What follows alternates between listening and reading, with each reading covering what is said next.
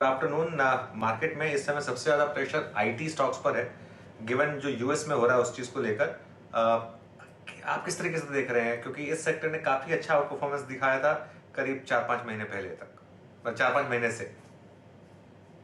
सही बात है अनुज। पिछले कुछ महीने से आईटी बेहतर कर रहा है, लेकिन वो शायद इसलिए कर रहा है क्योंकि बाकी सेक्टर इतने तेजी से बढ़ चुके थे और आईटी में उतनी बढ़त नहीं आई थी। मैंने कुछ पहली कई बार ये दोहराया है कि अभी भी आईटी में उतनी बढ़त दिखने की संभावना कम लगती है मुझे, क्योंकि यूएस मार्केट जो है अभी भी कोई बहुत ज्यादा ऑर्डर पोजीशन में नहीं है कि आपको ऑर्डर बुक बढ़ा के दे सके। और अगर वहां पर रिसेशन जिसकी संभावना अभी फिर से सामने आना शुरू हो गई है, अगर कुछ स्लो डाउन होता है वहां पे जीडीपी का, तो उसमें भी और भी जो है ऑर्डर डिले रहेगा। तो और इसके पश्चात अगर आप देखें उनके जो वैल्यूएशन हैं कंपनी के, वो थोड़ा अपने हिस्टोरिक लेवल से और ग्रोथ के को ध्यान रखते हुए वो बहुत ज्यादा है, क्योंकि आपका बेस्ट केस ग्रोथ ये है कि आपको अर्ली टीन्स में आपको ग्रोथ नजर आएगा। और जो बॉटम लाइन और जो वैल्यूएशन है वो ऑलरेडी 25 to 30 टाइम्स है फ्रंट लाइन कंपनीज के लिए। तो बहुत ज्यादा अपसाइड नजर नहीं आ रहा है मुझे आईटी में, लेकिन डिफेंसिव सेक्टर को मानते हुए लोग उसमें शायद इस वक्त निवेश कर रहे हैं। बाकी सेक्टर्स ऑलरेडी बहुत ज्यादा एक्सपेंसिव हैं उनके रिलेटिव। अच्छा आनंद जी, नमस्कार। वीरेंद्र बोल रहा हूँ दिल्ली स्टूडियोज से। अभी सर आपको क्या लग रहा है, जो लास्ट वीक से अनवाइंडिंग एफआईएस की शुरू हुई, उनकी तरफ से काफ़ी शॉर्टिंग इंडेक्स में लॉन्ग अनवाइंडिंग, कैश की सप्लाई, ये जो येन कैरी ट्रेड्स के अनवाइंडिंग का क्रम वर्ल्ड वाइड है, ये प्राइस डैमेज अभी हमें और कहाँ तक ले जा सकता है? अभी कितना डाउनसाइड देख रहे हैं आप नीचे की तरफ? देखिए, ये प्रिडिक्ट करना मुश्किल है कि कहाँ तक नीचे जाएगा, लेकिन ये जरूर है कि जहां पे भी आपको येन कैरी ट्रेड दिखा था वहां पर ऑब्वियसली अनवाइंडिंग होगी। और जब तक जब जापानीज सेंट्रल बैंक का रवैया चेंज नहीं हो जाता है या वो वहां पे कुछ वापस कटौती करना नहीं शुरू हो सकते हैं, जहां जहां तक जीरो इंटरेस्ट का सवाल है, आप जीरो इंटरेस्ट से बोरो करके बाहर कहीं भी निवेश कर रहे थे और उसके साथ साथ येन भी डिप्रिशिएट कर रहा था, तो दोनों तरफ से आपको फायदा हो रहा था। अब येन भी थोड़ा सा स्ट्रांग दिखने लगा है डॉलर के अगेंस्ट, और इसके साथ साथ ब्याज की दरें भी थोड़ा बढ़ गई हैं। ऑब्वियसली ये कैरी ट्रेड जो है वापस रिवाइंड अनवाइंड होता रहेगा। इसका मतलब ये नहीं कि यही एक रीजन रहेगा मार्केट का नीचे आने का। मार्केट को अभी जिस तरह से ग्लोबल और डोमेस्टिक मार्केट दोनों इतने तेजी से चढ़ चुके हैं और इतने लेवल पे हैं कि इस वक्त कहीं भी आपको ग्रोथ का डिसरप्शन नजर आएगा तो उसमें प्रॉब्लम हो सकती है।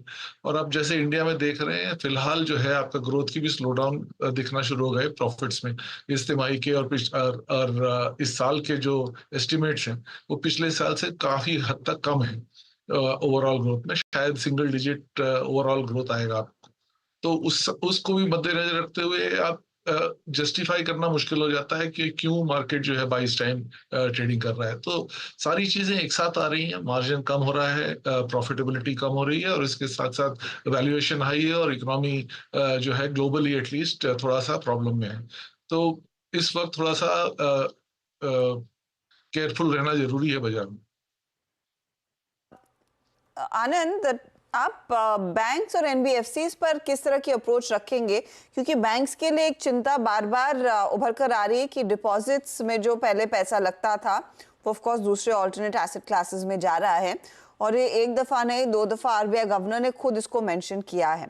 अब इस तरह की सिचुएशन में अगर इनको अपने बिजनेस को वाकई में बढ़ाना है, दिक्कत यही आती है कि आगे जाकर क्या लिक्विडिटी टाइट हो जाएगी अगर वो डिपॉजिट फ्लो नहीं आएगा। आपका क्या पर्सपेक्टिव है इस पर्टिकुलर मैटर पर, और लार्जली इस ऐसे एनवायरनमेंट में फिर बैंक्स के लिए आगे की अर्निंग्स क्या साबित करेंगी? देखिए, इस वक्त क्रेडिट ग्रोथ जरूर तेज है, लेकिन आप देखें कहाँ पे क्रेडिट जा रही है। अगर आपका इकोनॉमी स्लो डाउन होती है जैसे कि संभावना नजर आने लगी है, ऐसा नहीं है कि कैपेक्स बहुत ज्यादा हो रहा है प्राइवेट सेक्टर से, गवर्नमेंट ही बोरो कर रही है, गवर्नमेंट का ही प्रोजेक्ट ज्यादा है इस वक्त। कंज्यूमर से क्षेत्र में अभी तक ज्यादातर अर्बन एरिया में ग्रोथ थी। ऑलरेडी इंडेटेडनेस जो है कंज्यूमर एरिया में काफी हद तक बढ़ चुकी है। आपने देखा क्रेडिट कार्ड डेट अभी सबसे हाई लेवल पे चल रहा है इस वक्त। तो ओवरऑल अगर आप ग्रोथ ऑफ क्रेडिट देखें तो इस वक्त बैंकों को भी थोड़ा सा स्लो डाउन करना जरूरी है, क्योंकि इस अभी उनका बैलेंस शीट साफ है इसका मतलब ये नहीं है कि आगे जाके एनपीए नहीं हो सकता है। तो उनको भी थोड़ा सा सख्ती बरतनी चाहिए अपना क्रेडिट जहां दे रहे हैं। जहां तक रही डिपॉजिट की बात, डिपॉजिट ग्रोथ बढ़ाने के लिए आपको इंटरेस्ट रेट बढ़ाना पड़ेगा या ज्यादा अट्रैक्टिव टर्म्स देने पड़ेंगे, तो कुछ हद तक मार्जिन रहेगा थोड़ा सा टाइट। तो इस वक्त ऐसे बैंक ज्यादा इंपॉर्टेंट हो जाते हैं जिनकी लाइबिलिटी प्रोफाइल अच्छी हो और जहां पे उनके डिपॉजिट लेने की नेटवर्क जो है वो अच्छा तरह से काम कर रहे हो और उसके साथ साथ टेक्नोलॉजी एक्सेट्रा उनके पास ठीक ठाक हो। इसीलिए वो वापस कुछ हद तक आपको प्राइवेट सेक्टर बैंक्स की तरफ तवज्जो देना पड़ेगा, क्योंकि वहां पर ही आपकी लायबिलिटी ग्रोथ जो है सबसे ज्यादा तेजी से आती है। और जहां तक आप ओवरऑल स्प्रेड का सवाल है, आपने ऑलरेडी देखा इस बार एचडीएफसी बैंक ने फॉर एग्जांपल अपना क्रेडिट ग्रोथ जो है काफी स्लो डाउन कर दिया।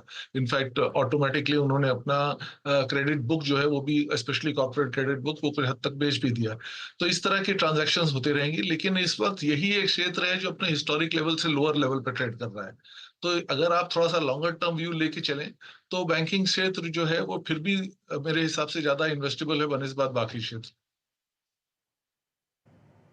ओके। आनंद, एक चीज इंटरेस्टिंग है कि अगर बीएफएसआई में एक स्पेस जिसने बहुत शानदार किया है वो है market related stocks, brokerages, depositories, अगर एक्सचेंजेस को भी इसमें जोड़ना चाहें, basically market participants.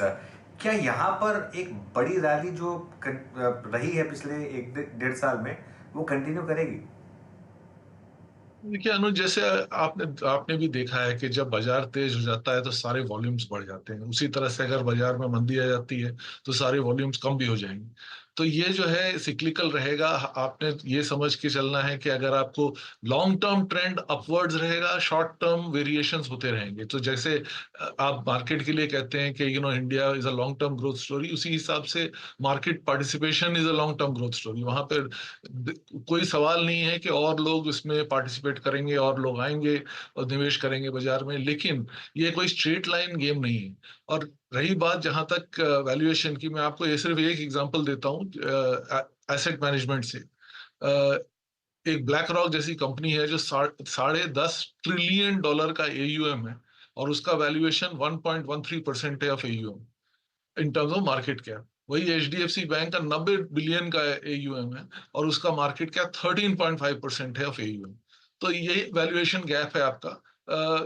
HDFC AMC जितनी भी बढ़ जाए, सॉरी एचडीएफसी एएमसी की बात कर रहा था, वो आप जितनी भी बढ़ जाए वो इंडिया के जीडीपी से ज्यादा बहुत ज्यादा ट्रिलियंस में नहीं जा सकती है।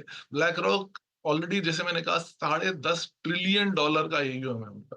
तो मतलब आप 10 गुना ज्यादा वैल्यू करना शुरू करेंगे कोई भी कंपनी को, तो ऊपर का जो कैप है वो थोड़ा सा वैल्यूएशन पर प्रभाव देना शुरू कर देगा।